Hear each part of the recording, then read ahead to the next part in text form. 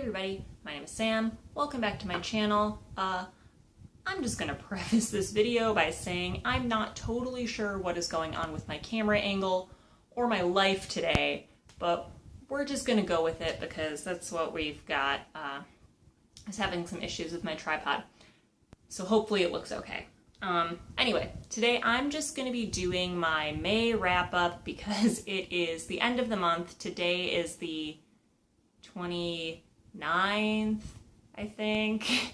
And so I feel like I'm probably only going to finish one more book before the end of the month, and I am going to include that in this wrap-up video because I'm going to finish it, and if I don't, then I'll just, mention it at a later date, and you guys can shame me for getting ahead of myself, but we're just going to go with it.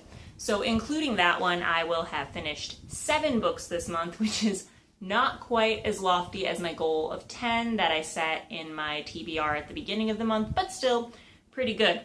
I also only kind of stuck to my TBR. I read several books that were on it and then a couple books that were just not because they were just kind of what I was feeling like reading at the time. So let's just get right into it. Okay, so the first book that I finished reading this month is Carrie by Stephen King. When I filmed my TBR, I was only about 50 pages from the end of this. I think I finished it like the day after I filmed that video. Yeah, I read this for the Half Halloween-a-thon as my book that had a film adaptation and also as my book with orange and black on the cover. And then I watched the movie, which honestly does hold up pretty well. So I watched the original movie, the one with Sissy Spacek.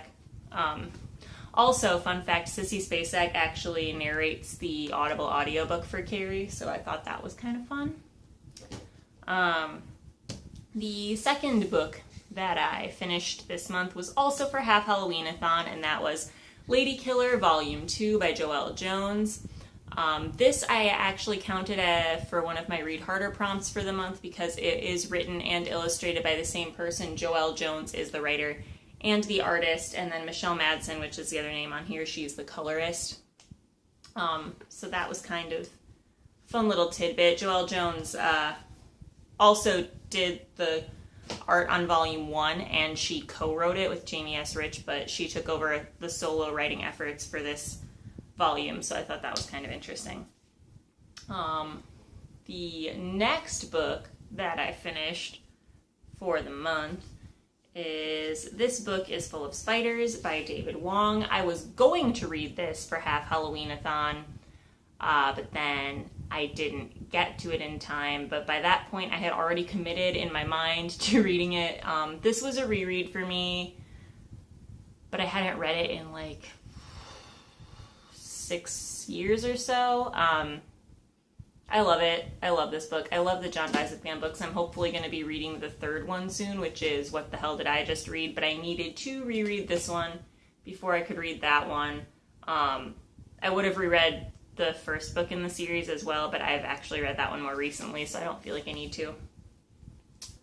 The next book I finished was, I listened to the audio book for Tranny, Confessions of Punk Rock's Most Famous or Infamous Anarchist Sellout by Laura Jane Grace. I talked about that one a little bit in my favorite audiobooks video.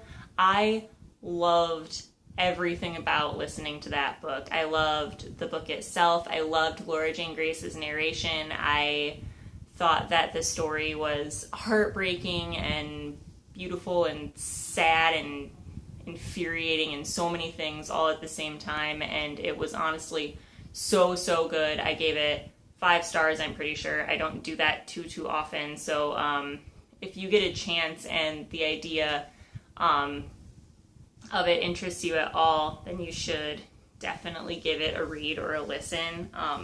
Absolutely 10 out of 10 recommend.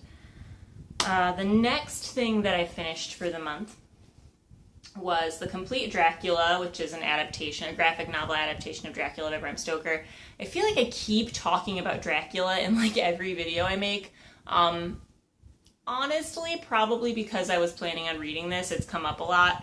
I enjoyed reading this, but I actually only ended up giving it 3 stars for a few reasons. It is an adaptation, which means that And because they wanted to shorten it to make it like more graphic novel, like friendlier, because they had a specific length in mind, they did have to cut out a few things, and so it made it a little bit harder to follow. And if I weren't already familiar with the original story, it might have been a little bit tricky for me to read.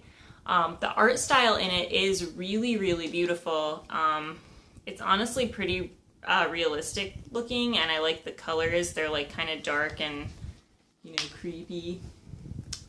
But it took me an obscenely long time to read this. I started reading this at the end of April, and I finished reading it like 3 days ago because I just like was not able to focus on it for whatever reason. Honestly, if you're gonna read Dracula, just read Dracula, but if you already like Dracula and you kind of just want to page through and look at the pretty art, this could be worth your time. I also counted this as one of my read harder prompts for the year because it is a comic that is published by not Marvel, DC, or Image. This is actually by Dynamite Comics. They do quite a few adaptations. They have an Alice in Wonderland one that I might check out just to see if I like that one any better or if these adaptations are just not for me.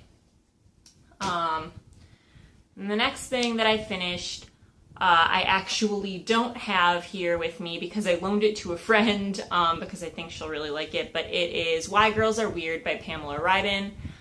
It is a contemporary sort of romance. It's very 2003, which is when it was published.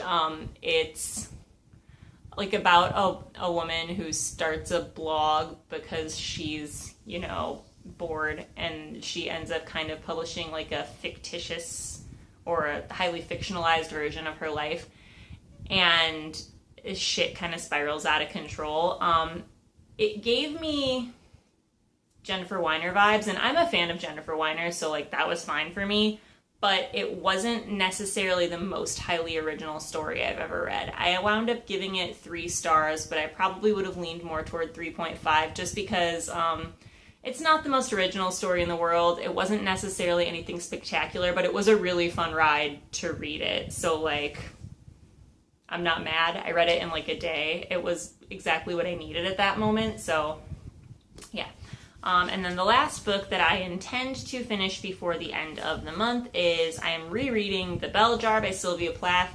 This has been one of my favorite books since high school. This is probably one of the most beat up paperbacks that I own, and it doesn't actually look that bad on camera right now, but there's like weird stains from me throwing this in my backpack for years. The pages are all like worn down along the side, and it's like pretty jacked up, especially for somebody who generally takes pretty good care of their books. But I love this book. I just was in kind of a mood, and I just really wanted to go back to an old fave, so I'm rereading this. So yeah, those are the, if I counted correctly, 7 books that I will have finished by the end of this month. Like I said, I didn't totally stick to the TBR that I had set for myself, but that's okay. I set it for myself, so I can change it if I want, and hopefully I will get to the other books that I was planning on reading this month in June. Maybe I'll make a TBR video for June. Maybe I won't. We'll see how I'm feeling later this week, but I guess for now that's it from me. Make sure to like this video if you like it. Let me know if you've read any of these, or if you want to read any of these, or what you thought of them, or I don't know. Talk to me. Talk to me in the comments. Have a great day. Bye.